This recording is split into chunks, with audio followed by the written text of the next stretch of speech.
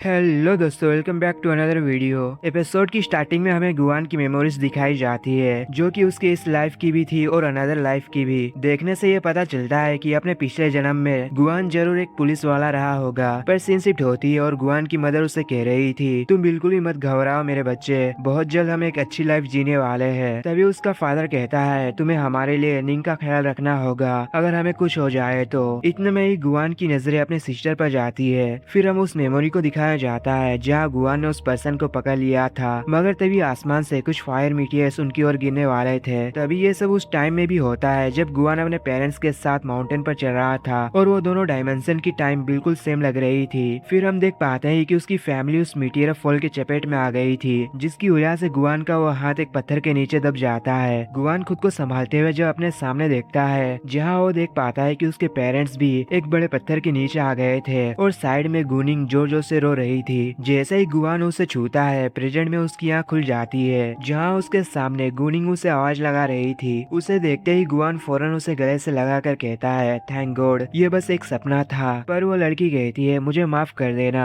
आप जो कह रहे हो हमें कुछ भी समझ में नहीं पाई। फिर हमें पता चलता है कि वो लड़की कोई और थी। तभी एक ओल्ड मैन उस पर अपने स्टिक से मारकर कहते हैं, भलाई का तो जमाना ही नहीं रहा, हमने तुम्हें यहाँ पर पनाह दी और तुम मेरे ही ग्रैंड डॉटर पर अपने डोरे डाल रहे हो। वो लड़की कहती है, ग्रैंडपा आप ये क्या कह रहे हो। मगर वो ओल्ड मैन कहते हैं, मैंने इसकी इंजुरीज पर मलहम पट्टी लगाया और अपनी प्रीसियस कोट को भी इस लड़के को पहना दी, मगर ये लड़का तो एहसान फरामोश निकला। गुआन अपनी चारों ओर बड़े गौर से देखकर उनसे सवाल करता है, आखिर आप कौन हो और मैं अब कहाँ पर हूँ। जिसके जवाब में वो ओल्ड मैन कहते हैं, तुम ये सवाल हमसे पूछ रहे हो कि तुम अब कहाँ हो, ये प्लेस का नाम है सुप्रीम टैलेंट मार्केट। इतना कहते ही वो खांसने लग जाते हैं, जो देखकर वो लड़की अपने ग्रैंडपा को संभालने लग जाती है और गुआन से कहती है, मेरा नाम लुओ की है और ये मेरे ग्रैंडपा है। हम सब इंडिपेंडेंट कल्टीवेटर है जो कि प्यामा सेक्ट में काम की तलाश में आए थे। हम रास्ते से ही गुजर रहे थे, फिर हमारी मुलाकात तुमसे हो गई। इतना कहकर वो गुआन को वही बर्ड नेकलेस दे देती है। जैसे ही गुआन की नजर उस पर जाती है, उसे अपने सिस्टर का विजन दिखाई देने लग जाता है, जिसे उन इमोटल्स ने बेरहमी से जान से मार दिया था। ये सब याद आते ही गुआन का सिर चकराने लग जाता है और वो जैसे ही अपने हाथों को ठीक देखता है तो वो समझ जाता है कि ये सब उसके साथ रियल में हो चुका है, बट वो उन्हीं मेमोरीज को लेकर कंफ्यूजन में था। तभी लोगो की कहती है, क्या तुम्हारे साथ कुछ हुआ है, तुम मुझे इसके बारे में बता सकते हो। तभी ओल्ड मैन उनके बीच से गुजरते हुए आगे की ओर जाने लग जाते हैं। हमें दिखाया जाता है कि वह एक कल्टीवेटर को बड़े धूमधाम से लाया जा रहा था, जिसे देखकर मौजूदा सभी लोग कहने लग जाते हैं, इमोर्टल मास्टर प्लीज आप मुझे चूज कर लीजिए, मैं आपके लिए कुछ भी करूंगा। इवन की मैं आपके लिए एक स्प्लिट डस्ट टैलेस के लिए भी आपके सारे काम भी करने के लिए तैयार हूँ। जो सुनकर उसके बगल वाला कहता है, मैं इसके आधे प्राइस में ही आपके सारे काम कर दूंगा। इसी तरह से वहाँ पर हंगामा मचने लग जाता है। जो सुनकर वो कल्टीवेटर कहता है, तुम लोग फिक्र मत करो, मैं ज़ाओकियान सबको अपनी प्यामा सेट की ओर से रिक्रूट करने के लिए आया हूँ। अगर तुम लोग मुझे फॉलो करते हो तो मैं तुम्हें 2 स्प्लिट डस्ट टैलेस एक दिन के काम के बदले में दूंगा। जो सुनकर सभी लोग खुश होने लग जाते हैं और उसकी ओर जाने लग जाते हैं। लुओ की गुआन का हाथ पकड़कर अपने साथ उसे भी वहाँ पर ले जाती है। ज़ाओकियान सभी से कहता है, आज का जॉब तुम्हारे लिए सबसे आसान है, क्योंकि तुम्हें बस एक ट्रेजर डोर को ओपन करना है और तुम्हारे आज की रकम मिल जाएगी। चलो कौन कौन इस जॉब को करने वाला है। जो भी ये करेगा मैं उसे एक फाउंडेशन लेवल की पिल दूंगा। जैसे ही एक पर्सन आगे बढ़ने की कोशिश करता है, उसके सामने वाला उसे एक चांटा मारकर आगे चला जाता है। ज़ाओकियान कहता है, अगर कल तुमने मेरे लिए काम किया तो मैं तुम्हें नेंसियंट सोल की भी पिल दे सकता हूँ। जो सुनकर पूरी भीड़ जोश में आ जाती है। वो मोटा पर्सन अपनी पावर को एक्टिवेट करते हुए उस ट्रेजर डोर को ओपन करने की कोशिश करता है, मगर अगले ही पल वहाँ एक एनर्जी ब्लास्ट हो जाती है और सभी लोग उस ओर देखने लग जाते हैं तो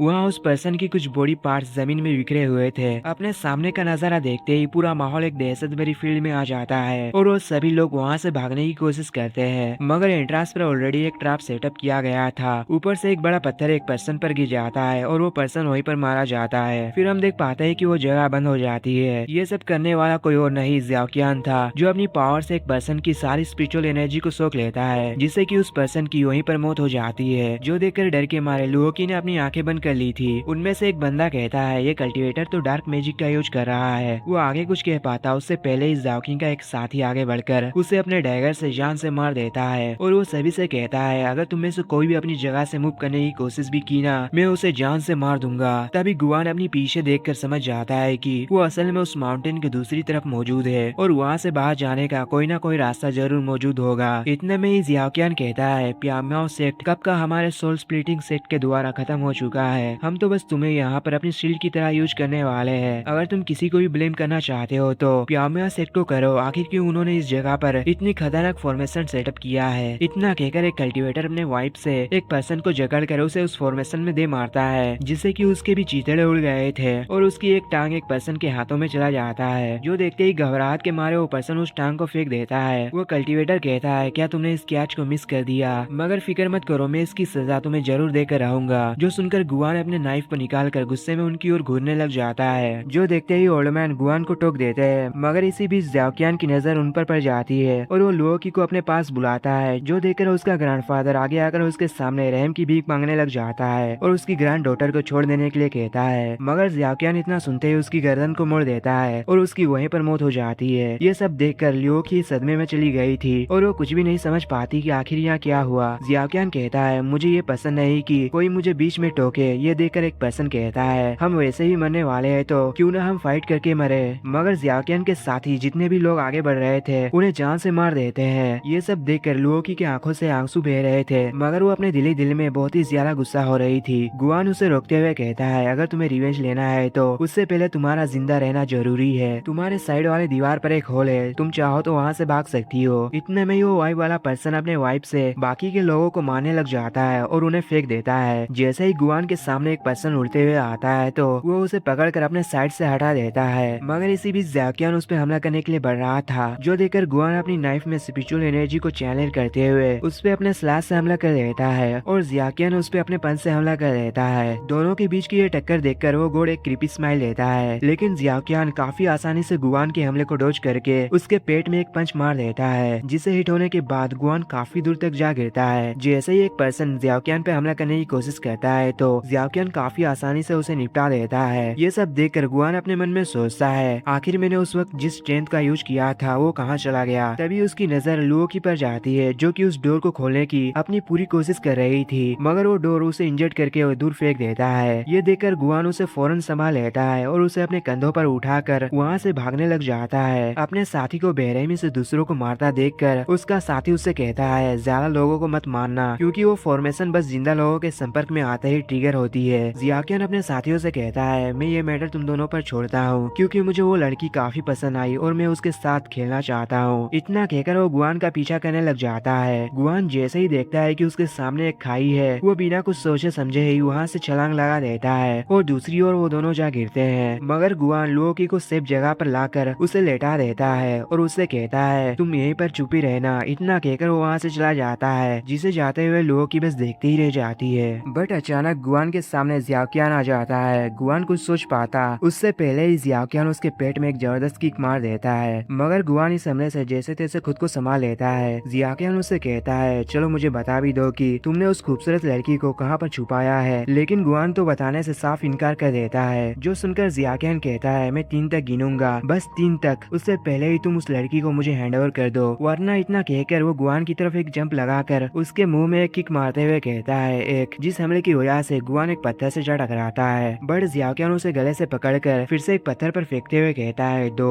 और पूरे स्वाग के साथ उसकी ओर जाने लग जाता है। वो तो आप देख ही सकते हो। गुआन खुद को संभाल पाता तब तक ज़ाओकियान उस पे हमला करने के लिए 3 कहता है। तभी गुआन की नजर उस ट्रेजर डोर पर जाती है, जिसे देखकर वो एक स्माइल के साथ उसे अपने साथ उस डोर की ओर ले जाता है, जो देखकर ज़ाओकियान के होश उड़ गए थे। फिर सब कुछ शांत होने के बाद हम ज़ाओकियान को देख पाते हैं, जिसने डर के मारे अपनी पैंट गीली कर दी थी। वो जैसे ही खुद को सही सलामत देखता है, वो हैरानी से कहता है, आखिर वो कमीना बच्चा कहाँ चला गया। एक बार वो मेरे हाथों लग जाए फिर मैं उसे जान से मार दूंगा। इतने में ही हम गुआन को देख पाते हैं, जो कि एक पोर्टल के थ्रू उस ट्रेजर रूम के अंदर जा रहा था। अंदर जाते ही वो एक खुफिया जगह पर गिर जाता है। वो अपने चारों ओर देखकर कहने लग जाता है, आखिर मैं कहाँ हूँ और ये कौन सी जगह है। इसी बीच उसकी नजर एक पेंटिंग पर जाती है, जिसे गौर से देखने के बाद वो उस पेंटिंग को हटाने की कोशिश करता है, मगर उस पेंटिंग के पीछे लिखा था, कोई अगर इसे यहाँ से उखाड़े तो उसकी ऑन द स्पॉट जान चली जाएगी। तभी गलती से उसके हाथों से वो पेंटिंग उखड़ जाती है और उसके पीछे हम एक मॉन्स्टर की परछाई को देख पाते हैं, जो कि उसकी ओर बढ़ रहा था। गुआन अपने पीछे देखता है तो उसे एक छोटे से पोट में एक गाछ दिखाई देती है, मगर वो उसे इग्नोर करके फिर से उस पेंटिंग की ओर देखने लग जाता है, लेकिन वो गाछ तेजी से उसकी ओर बढ़ने लग जाता है। जैसे ही ये बात उसे महसूस होती है तो वो फौरन उस गाछ के टहनी को पकड़कर उसे जमीन में मार देता है और उसकी पत्ते उखाड़ने लग जाता है। वो गाछ कहता है, रुक जाओ वरना मैं टकला हो जाऊंगा। इतना कहकर वो अपने छोटे से फॉर्म में ट्रांसफॉर्म हो जाता है, जो देखकर गुआन उसे सवाल करता है, आखिर तुम कौन हो? जिसके जवाब में वो गाज कहता है, बच्चे मैं पियाओमाओ सेक्ट का लीडर हूँ, माओ लियाओ। जो सुनकर गुआन कहता है, क्या सेक्ट लीडर और तुम? मूलियाओ कहता है, हाँ तुम ये कह सकते हो कि मैं बस एक रिमेनेंट सोल हूँ जिसकी कल्टिवेशन फाउंडेशन एस्टेब्लिशमेंट के 5th लेयर की थी। माओलियाओ अपनी कहानी बड़े दुख के साथ बताते हैं, 3 साल पहले सोल स्प्लिटिंग सेक्ट ने हमारे पियाओमाओ सेक्ट को पूरी तरह से वाइप आउट कर दिया था और उस लड़ाई में मेरी फिजिकल बॉडी डिस्ट्रॉय हो गई। अगर तुमने उस फॉर्मेशन को ट्रिगर ना किया होता तो मैं कभी भी इतनी सुहानी मौसम को नहीं देख पाता, जिसके लिए मैं तुम्हें थैंक्स भी कहना चाहता हूँ। मगर गुआन तो उसे इग्नोर करके अपने ख्यालों में ही खो जाता है। वो अपने मन में सोचता है, आखिर मैं इस प्लेस से बाहर कैसे जाऊंगा। तभी मूलियाओ कहता है, बच्चे तुम्हारी मुलाकात मुझ जैसे महान इंसान से हुई है और तुम बाहर जाने के लिए अपना माथा पीट रहे हो। जो सुनकर गुआन उसके एक पत्ते को पकड़ कर खींचते हुए कहता है, बेकार की बातें ना करके मुझे बाहर जाने का रास्ता जल्दी से बताओ। दर्द के मारे मूलियाओ उसे वहाँ से बाहर जाने का रास्ता बता देते हैं। जैसे ही गुआन वहाँ से जाने के लिए मुड़ता है, वो एक कमीनी स्माइल के साथ कहते हैं, बच्चे तुम मुझे इसके लिए ब्लेम मत करना। इतना कहकर मूलियाओ उसके बॉडी के अंदर घुस जाते हैं, जिसकी वजह से गुआन अनकॉन्शियस होकर बेहोश हो जाता है। अंदर मूलिया मस्त गुआन के स्पिरिचुअल सी में तैरते हुए कहते हैं, एक बार मैं इस बच्चे की सोल को इरेज कर लूं, फिर उसकी ये बॉडी मेरी हो जाएगी। इतना कहकर वो गुआन के पास चले जाते हैं, जहाँ गुआन की सोल एक प्लेटफॉर्म में बैठकर कल्टीवेशन कर रही थी। जैसे ही मूलिया उसके पास जाते हैं, अचानक गुआन की सोल अपनी आंखें खोल लेती है, जिसकी वजह से उसके पीछे हम उस गोड को भी देख पाते हैं और मूलिया उस गोड की एनर्जी से हिट होकर पीछे पुश हो जाता है। वो खुद को संभालते हुए जैसे ही अपने सामने का नजारा देखता है तो उसकी फटकर 4 हो जाती है, क्योंकि वो गोड उसे ही देख रहा था। मूलिया घबराते हुए कहता है, हे भगवान, आखिर मैं कहाँ पर आकर फंस गया? कहीं मेरी आंखें तो मुझे धोखा नहीं दे रही? नहीं नहीं, ये तो सच है। तभी गुआन उसके पत्तों को पकड़कर उन्हें खींचने लग जाता है और कहता है, आखिर तुम यहाँ क्या कर रहे हो और मैं कहाँ पर हूँ? जिसके जवाब में मूलिया कहते हैं, ये तुम्हारे स्पिरिचुअल सी है। सीनियर, मुझसे बहुत बड़ी गलती हो गई, जो कि मैं एक लॉली क्रिएचर आप जैसे महान इंसान को नहीं पहचान पाया। मुझे ये बिल्कुल पता नहीं था कि तुम एक चूजन वन हो और तुम्हें खुद एक एंशिएंट गॉड ने चूज किया है। जो सुनकर गुआन हैरानी से कहता है, क्या एक एंशिएंट गॉड? इतना कहकर वो अपने पीछे देखता है, जहाँ मौजूद था एंशिएंट गॉड, जिसके 6 हाथ थे और वो गॉड असल में एक बॉडी कल्टीवेटर था। जो देखकर गुआन मूलियाओं के पत्तों को खींचते हुए कहता है, चलो अब बता भी दो कि तुम्हें मेरे सीक्रेट के बारे में क्या क्या पता है। मूलियाओ कहता है, लेजेंड्स के मुताबिक 13 एंशिएंट गॉड प्रीडोमिनल दाव फ्रूट्स के लिए आपस में फाइट की थी। उनके बीच इतनी भयानक वाली फाइट हुई थी जिससे कि वो सभी आपस में लड़कर मारे गए। बस उनकी डिवाइन बोन्स के टुकड़े ही बिखर कर पूरे वर्ल्ड में फैल गई। जो भी पर्सन एक एंशिएंट गॉड के द्वारा चूजन किया जाता है, वो उस गॉड की विल और पावर दोनों को ही इनहेरिट कर लेता है। जब भी कोई इनहेरिटेंस इस वर्ल्ड में अपीयर होता है तो हिस्ट्री के मुताबिक उस वर्ल्ड में केओस आना तय है। पर मुझे ये बात पूरी तरह से गलत लगती थी, मगर आज मैं जब अपनी आंखों से ये सब देख रहा हूँ तो मुझे इस बात पर भरोसा करने के अलावा कोई रास्ता ही नहीं बचा। गुआन अपने मन में सोचता है, आखिर ये मेरे द्वारा क्या हासिल करना चाहता है। जैसे ही मूलिया गुआन की स्पिरिचुअल सी को गौर से देखते हैं, उनकी आंखें फटी की फटी रह जाती है, क्योंकि वो स्पिरिचुअल सी ना होकर स्पिरिचुअल एनर्जी थी, जो कि स्पिरिचुअल सी के चारों तरफ फैला हुआ था। मूलिया हैरानी से कहते हैं, बच्चे क्या तुम्हें ये बात पहले से पता नहीं है क्या? बड़े गौर से सुनो। मुझे जितना पता है 10,000 साल पहले जब एंशिएंट गॉड्स के बीच फाइट शुरू हुई थी, उसकी वजह से हेवन एंड अर्थ ने स्पिरिचुअल एनर्जी को प्रोड्यूस करना ही बंद कर दिया था। एक नॉर्मल कल्टीवेटर अपनी पूरी जिंदगी भी कल्टीवेशन पर लगा रहे तो फिर भी उनके लिए हायर रियलम तक ब्रेक थ्रू करना इम्पॉसिबल जैसा माना जाता है। और दूसरी ओर एक्स्ट्रा ऑर्डिनरी टैलेंट वाले कल्टीवेटर जिनके पास पावरफुल सेक्ट का सपोर्ट होता है, सिर्फ वही हायर रियलम तक ब्रेक थ्रू कर पाते हैं। गुआन सवाल करता है, क्या क्लाउड शैडो स्टार पैलेस भी उन ग्रेट सेक्ट के अंडर में नहीं आता? मूलिया कहते हैं, ऑफ कोर्स जाती है, बल्कि वो तो इस कल्टीवेशन किंगडम में नंबर 1 सेक्ट की पोजीशन को भी होल्ड करते हैं। इवन की जो एशियन रिकॉर्ड्स 100 साल में एक बार रिकॉर्ड की जाती है, वो हाल ही में 4 साल पहले हुई थी। जो कल्टीवेटर जिसका सरनेम लेई है, उसने फाउंडेशन एस्टेब्लिशमेंट लेवल पर ब्रेक थ्रू किया था और किसी को भी ये बात नहीं पता है कि आखिर उसने अपना ब्रेक थ्रू कैसे किया। जो सुनकर गुआन सब कुछ समझ जाता है। उसका दोस्त नॉर्मल पर्सन जिनकी स्पिरिचुअल रूट हाल ही में अवेकन हुई है, उन्हें चूज करके जान से मार देता है और फोर्सफुली उनके स्पिरिचुअल रूट्स की पावर को डिवोर कर लेता है। गुआन कहता है, क्या उनके नजरों में हम मोटल्स कुत्ते और बिल्ली की तरह है, जो जब चाहे उन्हें अपने लिए यूज करे? मैं कसम खाता हूँ, मैं उस कमीने से खून का बदला खून से लेकर रहूंगा। मैं उस कमीने को जान से मार दूंगा। तभी मूलिया चिल्लाते हुए कहते हैं, हे भगवान, मुझे पता था कि मैं इसके एक भी बाइट को ऑब्जर्व नहीं कर सकता हूँ। वो गुआन से कहते हैं, बच्चे तुम्हारे स्पिरिचुअल सी में इतने तादाद पर स्पिरिचुअल एनर्जी मौजूद है तो फिर तुम बस की कंडेंसेशन के फर्स्ट लेयर में ही क्यों हो? जो सुनकर गुआन अपने मन में सोचता है, मैं अपनी स्पिरिचुअल एनर्जी को डायरेक्ट ऑब्जर्व नहीं कर सकता हूँ, पर फिर भी इस एंशिएंट गॉड ने मुझे चूज चूज किया ये जानते हुए भी मुझे हर हाल में इस सीक्रेट को सीक्रेट रखना होगा।